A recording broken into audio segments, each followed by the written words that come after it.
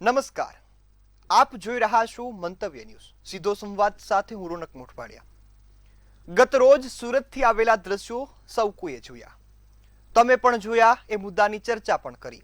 સુરતનું ઊંધના railway station જે આખા વર્ષ દરમિયાન પરપ્રાંતિયોના અવન જવન માટે મુખ્ય કેન્દ્ર ગણવામાં આવે છે. સુરતના ઉદ્યોગો આમ તો અનેક પરપ્રાંતિયોને રોજગારી આપે છે, જીવવાનું એક સાધન બને છે. પરંતુ બંગાળની ચૂંટણી અને ભાજપનું આયોજન આ શ્રમિકો માટે માથાનો દુખાવો બની ગયું છે. આ શ્રમિકોના જીવન માથે સંકટ બની ગયું છે. ગત રોજ જ્યારે ઊંધના રેલવે સ્ટેશન પર અનેક લોકો પોતાના વતન જવા પહોંચી ગયા, ટ્રેનમાં જગ્યા ન હતી, સ્ટેશન પર ભારે ભીડ હતી. આ વચ્ચે પોલીસ દોડતી આવી. ગુજરાત સરકારની પોલીસે એ લોકો પર લાઠીચાર્જ કર્યો, એ શ્રમિકોને દંડ્યા, અને કારણ એવું હતું કે ભીડ વધી ગઈ છે. તો બીજી તરફ સુરત ભાજપ બંગાળની ચૂંટણીની તૈયારી કરી રહ્યું છે. સુરતથી બંગાળના કોલકાતા સુધી એસી ટ્રેન એ પણ ફ્રીમાં મુસાફરો કે જે મતદાન કરવા જવાના છે તેમને આપી રહી છે.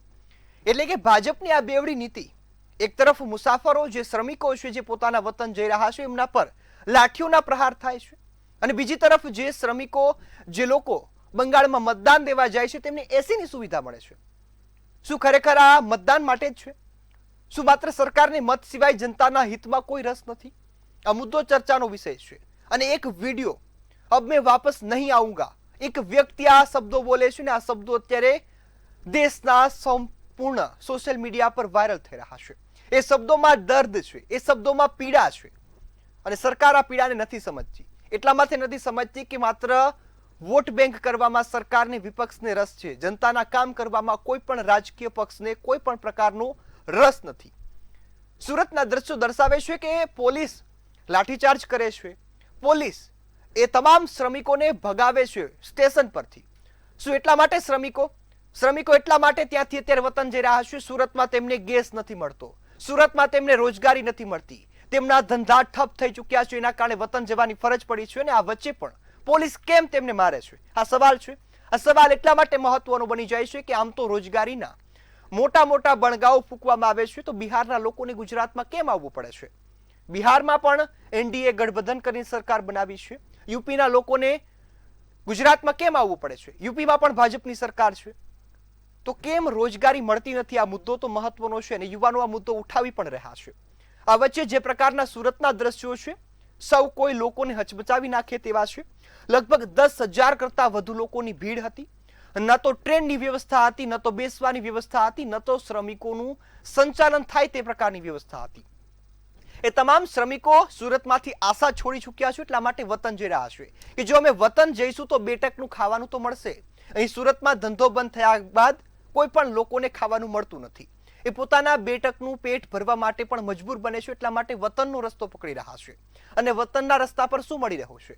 પોલીસની લાઠીઓ, પોલીસનો લાઠીચાર્જ, અને એટલી બધી હિંસા થઈ કે અનેક લોકો પણ ઘાયલ થયા. લોકો રેલિંગ કૂદીને ભાગતા જોવા મળ્યા, ટ્રેનના પાટા પરથી ભાગતા જોવા મળ્યા, અને અનેક લોકોનું ટોળું, હજારો લોકોનું ટોળું ત્યાંથી આમ તેમ જતું જોવા મળ્યું. એ તમામ લોકોના ચહેરા પર મજબૂરી હતી. મજબૂરી એટલા માટે હતી કે સુરતમાં હવે રહેવા લાયક રહ્યું નથી. ઉદ્યોગોમાં સંકટ છે, ઉદ્યોગો ચાલતા નથી, શ્રમિકોને બેરોજગારીનો સામનો કરવો પડે છે, અને વતનનો રસ્તો પકડે છે. સવાલ એ થાય કે અવ્યવસ્થા થાય, ચોક્કસ એમાં સરકારની ભૂલ નથી. તો બીજી તરફ ભાજપ સરકાર, ભાજપને આગેવાનો, ભાજપ પાર્ટીના લોકો બંગાળની ચૂંટણી માટે કેમ ફ્રીમાં ટ્રેન આપે છે? શું એ લોકો વધુ મહત્વના છે? યુપી બિહારના લોકો વધુ મહત્વના નથી? કારણ કે ત્યાં ચૂંટણી ચાલી ગઈ છે. અત્યારે ચૂંટણી ક્યાં છે? બંગાળમાં. બંગાળમાં કબજો કરવા માટે ટ્રેન મૂકે છે. 4 જેટલી ટ્રેન, જેમાં અનેક લોકો, લગભગ 2.5 લાખ લોકોને બંગાળ લઈ જવાના છે. હવે તમને એમ થશે કે એસી ટ્રેન તો ભાડું તો લીધું હશે. ના ના, આ ભાડું પણ સરકાર ચૂકવે છે. ભાજપનું જે કાર્યાલય સુરતમાં બેઠું છે એ જ કાર્યાલય ચૂકવે છે. ભાજપના અધિકારીઓ ચૂકવે છે, ભાજપના પદાધિકારીઓ ચૂકવે છે. કમલમથી એ ભાડું જઈ રહ્યું છે, અને હેતુ એવો છે કે મતદારોને મતનો અધિકાર આપવો છે. શું ખરેખર મતદારોને મતનો અધિકાર આપવો છે કે પછી બંગાળમાં સરકાર બનાવી છે? શું ખરેખર આ પ્રકારે મતદારોને ટાર્ગેટ કરવાથી સરકાર બની શકે? શું? અને કદાચ જો બની પણ જાય તો આ લોકો સાથે અન્યાય થયો છે એમનું શું? ટ્રેન નથી મળતી, રોજગારી નથી મળતી, યુપી બિહારના લોકોને સુરત છોડવા માટે મજબૂર કરનાર કોણ?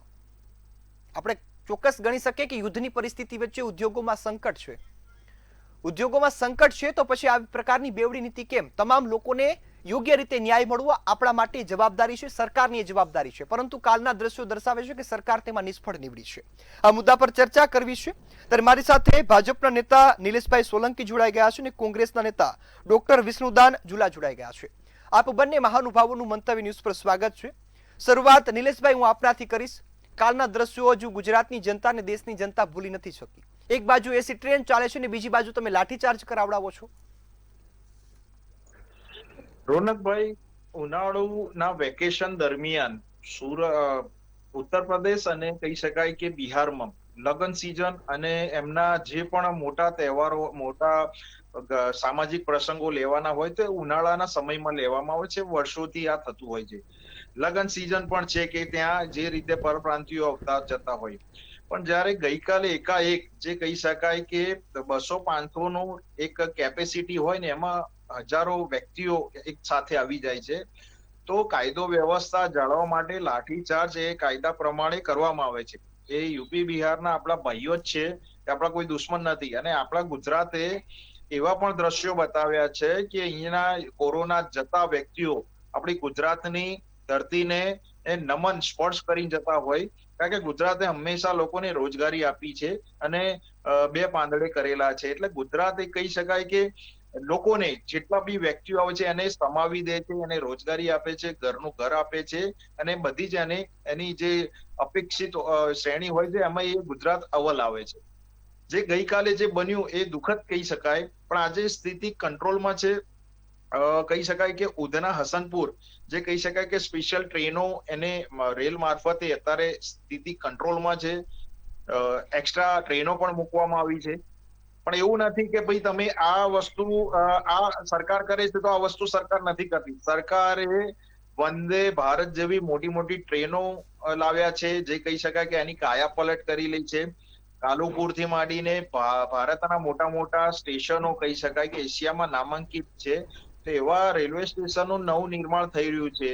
આજે ગુજરાતની ટ્રેનો વિશ્વ વિખ્યાત કહી શકાય કે ભારતની જે ટ્રેનો છે એ વિશ્વને જે ટ્રેનો ચાલતી હોય એવી ટ્રેનોમાં એ નામાંકિત રીતે એ અગ્રેસર એ કોમ્પિટિશન કરી રહી છે.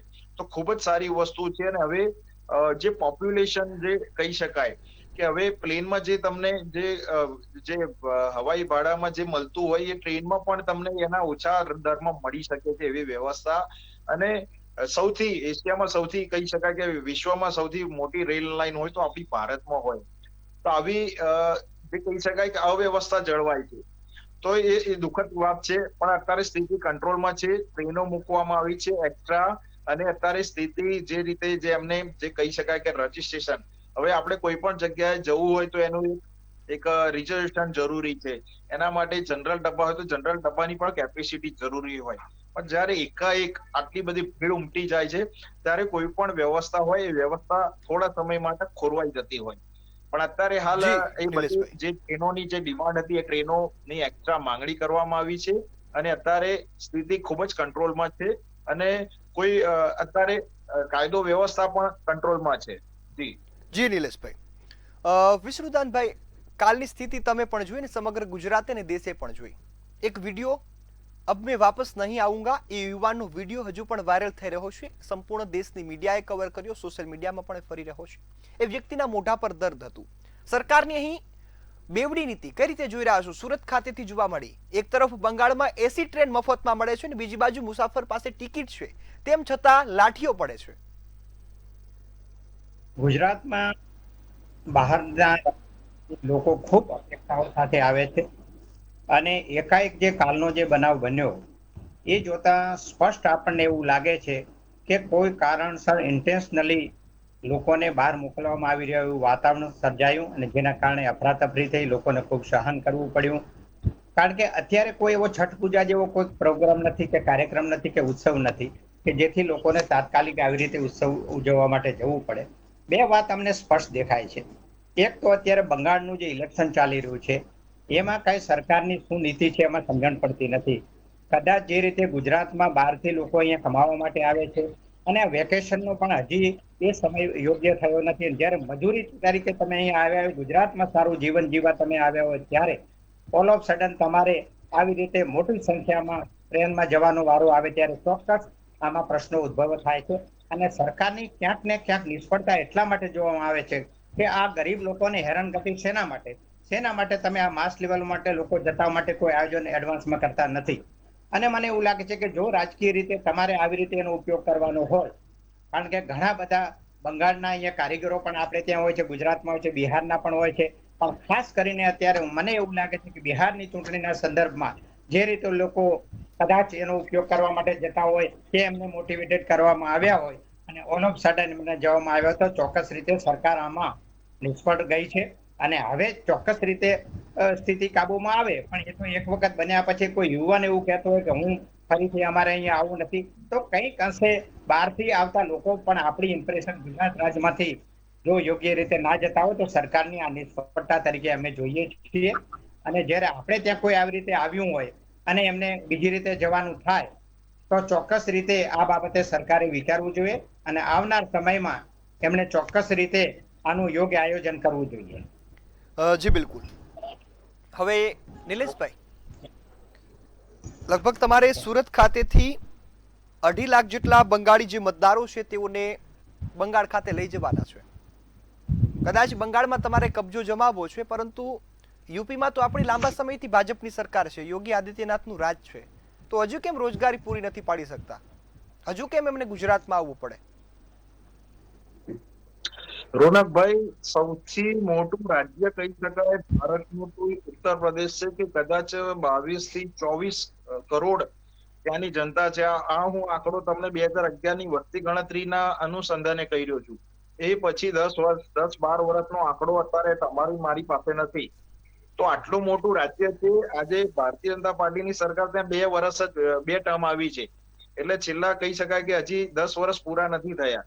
તો ત્યાં જે યોગી સરકારે જે કામ કરેલું છે ખૂબ જ સારું છે કે સૌથી વધારે એરપોર્ટ હોય તો યુપીમાં છે. સૌથી વધારે જે કહી શકાય કે આપણી જે મિસાઇલ્સો બને છે તે કહી શકાય કે આપણા જે એસોલ્ટ રાઇફલો બને છે તો એ યુપીમાં છે. તો આ જે રોજગારીનું જે કોંગ્રેસ અને ત્યાંની જે લોકલ પાર્ટીઓએ જે આ કહી શકાય ભ્રષ્ટાચારમાં આખું રાજ્ય ઓળ્યું હતું, તો એને બહાર આવતા વાર લાગે. અને આજે તમને અને મને બધાને ખ્યાલ છે સમગ્ર ભારતમાં કે યોગી આદિત્યનાથ ત્યાંની જનતા માટે ઘણો વિકાસના કામો કરી રહ્યા છે, રોજગારીનું કામ કરી રહ્યા છે. તો એ થોડા સમય પછી તમને જોવા મળશે. બીજું કે કોંગ્રેસ ત્યાંના મમતા બેનર્જીએ ઘણા એવા કહી શકાય કે અપીલ પણ કરી હતી કે ગુજરાતમાં જેટલા બી બંગાળીઓ રહી છે તો ત્યાં એમને મતદાન આપવા માટે પણ અપીલ કરી હતી. અને લોકશાહીનો એક કહી શકાય કે એમનો અધિકાર પણ છે કે ભાઈ કોઈ પણ રાજ્યમાં કોઈ પણ વ્યક્તિ જઈ શકે છે. તો એ પણ આપણે ધ્યાને રાખવું જોઈએ કે આજે ગુજરાતમાં પણ ઇલેક્શન આવે છે તો ઘણા બધા એવા છે કે ગુજરાતમાં એ વોટ આપવા જાય છે, પોતાનો અધિકાર માને છે. આજે 100-200 કિલોમીટર આપણે પણ ક્યાંય દૂર રહેતા હોય, આપણે પણ કોઈ જગ્યાએ કોઈ નોકરી ધંધાના અર્થે આવ્યા હોય તો આપણને પણ એમ થાય કે હું મારા ગામમાં મારા ત્યાંની સ્કૂલોમાં એ વોટ આપીને આવું અને પછી હું બીજા કામે જાઉં. તો એ આશયથી લોકો ત્યાં ગયેલા છે. ભારતીય જનતા પાર્ટીની સરકાર ક્યારેય કોઈ જગ્યાએ કોઈ એવું નથી કે ભાઈ અહીંયા વેરઝેર રાખે છે કે કોઈ જગ્યાએ કોઈ પાર્શિયાલિટી રાખે છે. આ એ જ કારીગરો છે કે જે ગુજરાતમાં રોજગારી મેળવવા હોય છે અને આ એ જ કારીગરો છે જેને કોરોના સમયમાં આ સરકારે ખૂબ જ મદદ કરી હતી. હવે એક જ સાથે આટલી બધી પબ્લિક ભેગી થઈ જાય કે જે કહી શકાય કે 10,000 થી વધારે આંકડો હતો કે જેની કેપેસિટી હતી 2,500 તો આ રીતની ટ્રેનો એક સાથે મળે અને રિઝર્વેશન ના હોય, સરકારની જોડે કોઈ માંગણી ના હોય તો રેલવે વિભાગ પણ એ વ્યવસ્થા કરવામાં થોડો સમય લાગે. અને આજના સમયમાં હું કહી શકું છું કે અત્યારે બધી સ્થિતિ કંટ્રોલમાં છે, વધારે ટ્રેનો મૂકવામાં આવી છે. અને ઉનાળાના સમયમાં તમને ખ્યાલ હોય તો કે ટ્રેનો વધારે મૂકવામાં આવે છે, જેટલી બુકિંગ આપવામાં આવે છે રિઝર્વેશન એડવાન્સમાં કરવામાં આવે છે. એટલે ઉનાળો જે વેકેશન કહી શકાય, સામાજિક જે પ્રસંગો હોય એનો પણ એક સમય હોય છે. એટલે આ અફરાતફરી કોઈ સરકારે કરાઈ હોય કે સરકારે કોઈ પગલા ના લીધા હોય તો આક્ષેપ થઈ શકે છે. પણ આ સરકારે આ જે કહી શકાય કે સેન્ટ્રલ વિભાગે, રેલવે વિભાગે જેટલું બને એટલું જનતા માટે કામ કરેલા છે. અને તમે એક ટ્વીટ કરો છો, કોઈ તકલીફ પડે છે તો સીધા અશ્વિની વૈષ્ણવ કે જેટલા રેલવેના મંત્રી હોય એ તરત જ તમને ત્યાં જવાબ નિલેશભાઈ, આપે છે. કોઈ તકલીફ પડે છે, નિલેશભાઈ, તમને કોઈ આપના માટે એક કોઈ પ્રશ્ન છે મારી પાસે.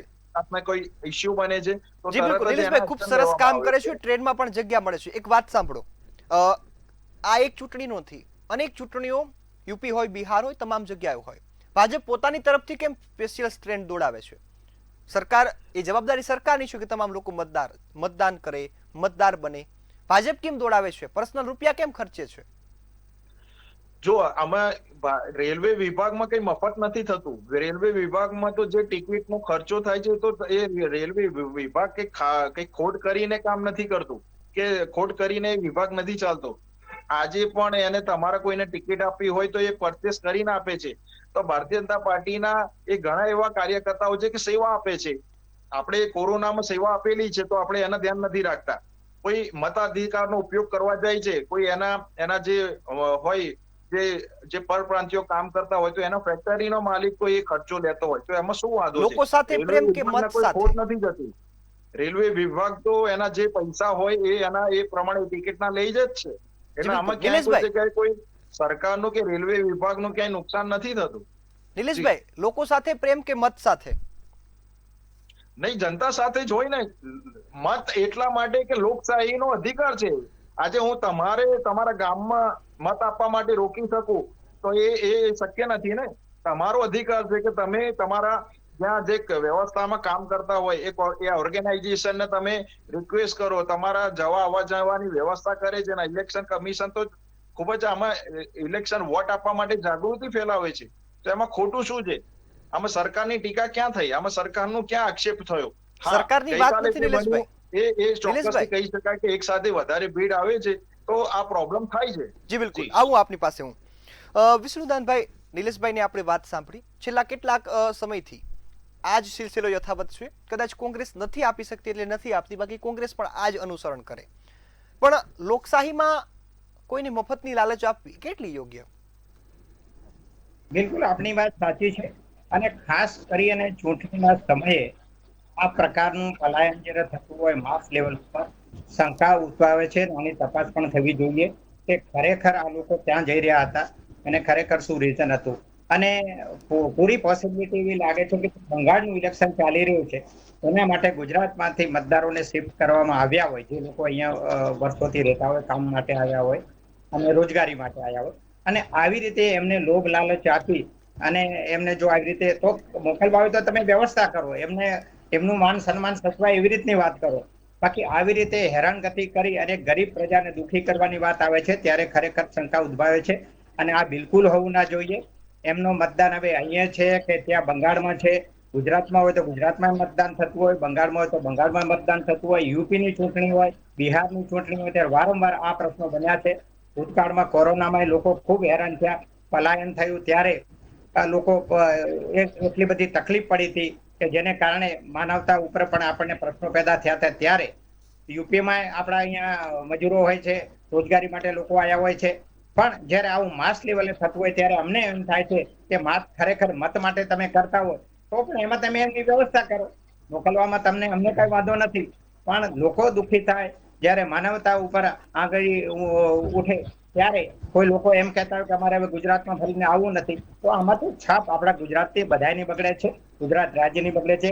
જે ગુજરાત રાજ્ય આપણા બધા રાજ્યોને રોજગારી આપતું હોય, આપણે ત્યાં લોકો આપતા હોય અને આવી રીતે જતા હોય ત્યારે શંકા તો ચોક્કસ ઉદ્ભવે છે. તમે કેવી રીતે મોકલો છો, શેનાથી મોકલો છો અને શા માટે મોકલો છો અને કેમ આટલી બધી તકલીફો પેદા થાય છે, આ બાબતે સરકારે વિચારવું ચોક્કસ જોઈએ. એમાં અમારો ચોક્કસ વાંધો છે કે ગઈકાલની જે ઘટના બની એ ખૂબ દુઃખદ હતી અને આવી ઘટના ભવિષ્યમાં ના બનવી જોઈએ.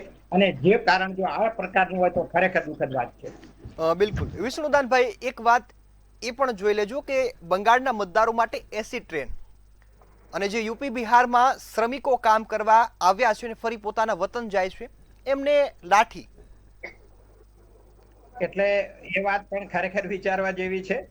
કારણ કે ત્યાં એમના માટે હવે બંગાળમાં શાસન બદલવું, એડી ચોટીનું જોર લગાવે છે એટલે બધા પ્રકારની સવલતો આપી, લોભ લાલચ આપવાની સામ નામ દંડ ભેદ કરી અને એન કેન પ્રકારે બંગાળમાં જે શાસન છે કેવી રીતે બદલાય અને એના માટે અહીંયાથી જે ઉપયોગ કરવાનો હોય બધો ઉપયોગ જો સરકારી તંત્રનો ઉપયોગ કરીને કરવાનો હોય અને એમને વધારે પડતી કાંઈ સવલત આપવાની હોય તો ખરેખર એ પણ વિચારવા જેવું છે કે શું યુપીના, બંગાળના અને બિહારના લોકો અને જુદી જુદી રીતે તમે તોલવો છો, અને સરવાળે અહીંયા જ જો કમાવા આવવાનું હોય અને તમારે એનો આવી જ રીતે ઉપયોગ કરવાનો, તો આમાં ખરેખર લોકશાહીમાં પણ આપણે લાંછન લાગે એવી વાત છે અને એના માટે પણ વિચારવું જરૂરી છે. જી બિલકુલ. નિલેશભાઈ, જે બંગાળથી લોકો આવ્યા છે અહીં રોજગારી મેળવવા માટે, મને જ્યાં સુધી આ વાત ગળે નથી ઉતરતી, કારણ કે કોઈ શ્રમિક માણસને પોતાની રોજગારીથી વધુ મત આપવામાં રસ હોય. કદાચ ટિકિટ મફતમાં હોય પરંતુ અહીં એનો પગાર કપાતો હોય, કદાચ એમને લાલચ એવી હોય કે હું પરિવારને મળી આવું, તો કદાચ એ નિર્ણય કરે, પરંતુ હજુ સુધી આ વાત ગળે નથી ઉતરતી. રોનકભાઈ, તમે બંને ક્લબ કરશો તો વાત ગળે નહીં ઉતરે. તમે સમજો કે પશ્ચિમ બંગાળમાં જે મત આપવા ગયા હોય એનો સમય મર્યાદા ફિક્સ હોય, જવાનું ફિક્સ હોય, એની ટિકિટનો લેવાનો સમય ફિક્સ હોય, તો આ વ્યવસ્થા અગાઉ થયેલી હોય. હવે એક સાથે 5-10 હજાર વ્યક્તિઓ સીધા ટ્રેન ઉપર પહોંચે છે, ઉધના ઉપર જ કેમ થયું? આજે પ્રશ્ન એ થાય ને કે કેમ ઉધના ઉપર થયું? રેલવે સ્ટેશન તો આખા ભારતમાં લાઈનો નાખેલી છે, કેમ અમદાવાદમાં ના થયું, રાજકોટમાં ના થયું? તો આ મેં આપને કહ્યું અગાઉ કે ગુજરાત જે ઉનાળાના વેકેશન દરમિયાન પરપ્રાંતિયો હોય કે યુપી બિહારમાં સૌથી સામાજિક વધારે જે પ્રસંગો થતા હોય, વેકેશનનો જે માહોલ હોય, તો આ જે બધી જ વ્યવસ્થાને ધ્યાનમાં રાખીને અને આ સમય પ્રમાણે થોડા સમય જો અવ્યવસ્થા થઈ ગઈ. અત્યારે અવ્યવસ્થા નથી થઈ. આજે આપણે ઘરની બહાર નીકળવું છે તો આપણને ખબર છે ભાઈ આવતી પહેલા આપણે ઓલા ઉબેર કરીએ, કંઈક ટુ વ્હીલર બુકિંગ કરીએ, પછી કેમનું જવું છે તો આગળ બુકિંગ કરીએ. તો આ રીતની વ્યવસ્થા એક કહી શકાય કે સ્ટાન્ડર્ડ હોવું જોઈએ. પણ એક સાથે બધા વ્યક્તિઓ આજે 23,000 લોકો કહી શકાય કે અલગ અલગ ટ્રેનોમાં પહોંચ્યા છે. તો આજે સરકારે આટલી મોટી વ્યવસ્થા કરી છે. થોડા સમય માટે અવ્યવસ્થા થઈ હતી એટલે પશ્ચિમ બંગાળના વ્યક્તિ સાથે આનો નાતો કોઈ હોય ના શકે, કારણ કે બધી વ્યવસ્થા રૂપે એડવાન્સમાં તમે કોઈ પ્લાનિંગ કરતા હોય તો એમાં કોઈ પ્રોબ્લેમ ના થાય. નિલેશભાઈ, હવે આ મુદ્દો ભૂલી જાવ, હાલો નિલેશભાઈ સમજી લે, કાલો અચાનક લોકોની ભીડ આવી એટલે થયું. અત્યારે જે યુદ્ધની પરિસ્થિતિ વચ્ચે તમે સરકારે એવો દાવો કર્યો છે, ભાજપના લોકોએ પણ એવો દાવો કર્યો છે, ગુજરાતમાં સ્થિતિ સંપૂર્ણ નિયંત્રણમાં છે, તો સુરતના લોકોને કેમ ગેસ નથી મળતો? સુરતના લોકોને કેમ વતન જવું પડે છે? સમાચારની હેડલાઇન હોય લોકોના મોઢેથી અમે પણ એમના વક્તવ્યો જાણ્યા છે, એવું કહી રહ્યા છે કે અમને અત્યારે ખાવા પીવાની વસ્તુ પણ નથી મળતી, રોજગારી જઈ રહી છે અમારી. એવું કેમ? તો તમારો દાવો ખોટો છે અથવા તો એ લોકો ખોટા છે? કોને ખોટા ઠેરવો છે? દાવો સરકારનો બરાબર જ છે. સરકાર જે રીતે સમગ્ર વિશ્વમાં પ્રોબ્લેમ ચાલી રહ્યો છે, જે આપણા કન્ટેનરો હોર્મુઝથી આવી રહ્યા છે, તો એમાં ઘરના વપરાશના એક પણ ક્યાંય કોઈ જગ્યાએ કચાશ નથી રાખી. તો સુરતમાં આ લોકો ઘરે કેમ જાય છે? 23 થી 25 દિવસ હું એટલા જ માટે કહી રહ્યો, આપનો જવાબ જ પૂર્ણ આપું છું, ક્યાંય બાકી ના રહે જવાબ. કે 25 દિવસનું રજીસ્ટ્રેશન કર્યું ઘરના જે કનેક્શન ઉપર. બીજું કે જે કમર્શિયલ હતા એમાં 10% વધારો કર્યો, જે એમાં કરકસર કરવામાં આવે, કારણ કે હોટલ બંધ રહી તો ચાલે, કોઈનું ઘર બંધ ના રહેવું જોઈએ, કોઈનો ચૂલો બંધ ના રહેવો જોઈએ. આ સરકારે પ્રાયોરિટી એ લીધી છે. અને આ માત્ર ગુજરાતમાં યુદ્ધ નથી ચાલતું, બધી જગ્યાએ ભારતમાં જેટલી જગ્યાએ જે આવતા હોય એલપીજી, સીએનજી કે જે એ બધા ઉપર પેટ્રોલની માત્રા ફૂલ આપણી જોડે છે, 70 દિવસ સુધી ચાલે એવું છે. પીએનજી અત્યારે હાલ જે કહી શકાય એનઓસી આપવામાં તાત્કાલિક આપવામાં આવી છે. જેટલા બી શહેરી વિસ્તાર છે ત્યાં પીએનજી માટે કનેક્શનો માટે અરજીઓ થઈ છે અને 24 કલાકમાં એના કોલબેક કરવામાં આવે છે. એલપીજી ની વાત કરીએ તો એલપીજીમાં ઘરેલું ગેસમાં 25 દિવસથી 1 દિવસ વધારે નથી થતું. તમે આજુબાજુનો સર્વે કરી શકો છો. હવે જે લોકો હોટલમાં કામ કરતા હતા ત્યાં કરકસર થવાની છે, કારણ કે આ વૈશ્વિક પ્રોબ્લેમ ચાલી રહ્યા છે કે આપણે 70% બહારથી આયાત કરીએ છીએ. જગ જાહેર છે, એ સમજાવવાની જરૂર ના હોય. સમજી ગયો આપની વાતને. હવે એક વિપક્ષને એક મોકો આપો. જી જી. નોર્મલ આપણે કોમર્શિયલ જે કનેક્શનો છે એ પૂરતી માત્રામાં આવશે. જી બિલકુલ નિલેશભાઈ. વિષ્ણુદાનભાઈ, મારો પ્રશ્ન અને નિલેશભાઈનો જવાબ વિપક્ષ તરીકે કેટલો સંતોષકારક લાગ્યો?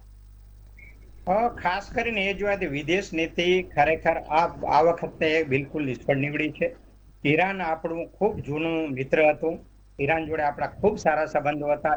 ઇવન એક સમય તો એવો આવ્યો હતો કે ચાહબાર પોર્ટ પાસે પણ આપણે ખૂબ સારી રીતે ચર્ચાઓ થઈ હતી, પણ ઊંઘતી ઝડપાઈ છે સરકાર. આગલે દિવસે તમે ઇઝરાયલના જઈ અને વાત કરી આવો અને બીજે દિવસે અહીં યુદ્ધ ચાલે થાય. વસ્તી પ્રજા ખરેખર કંટાળી ગઈ હતી અને જે એલપીજી ના ભાવ, સીએનજી ના ભાવ, જે ભાવ વધારો છે, જે અફરાતફરી દેશમાંથી, એનો અર્થ એવો થયો કે તમારી પાસે રિઝર્વ જથ્થો બિલકુલ હતો નહીં, તમારું કોઈ આમાં પ્લાનિંગ નહોતું. સદનસીબે આ તો વચ્ચેથી હોર્મુઝમાંથી આપણને જે એલપીજી ના કેટલાક જે જહાજો આપણને છોડવા આવ્યા, જેથી થોડી રાહત મળી. મારો કહેવાનો મતલબ એમ છે કે આમ પ્રજા માટે કોઈ આમની જાળવણી માટે કે એની સુરક્ષા માટેની કોઈ જવાબદારી એમની પાસે હતી નહીં.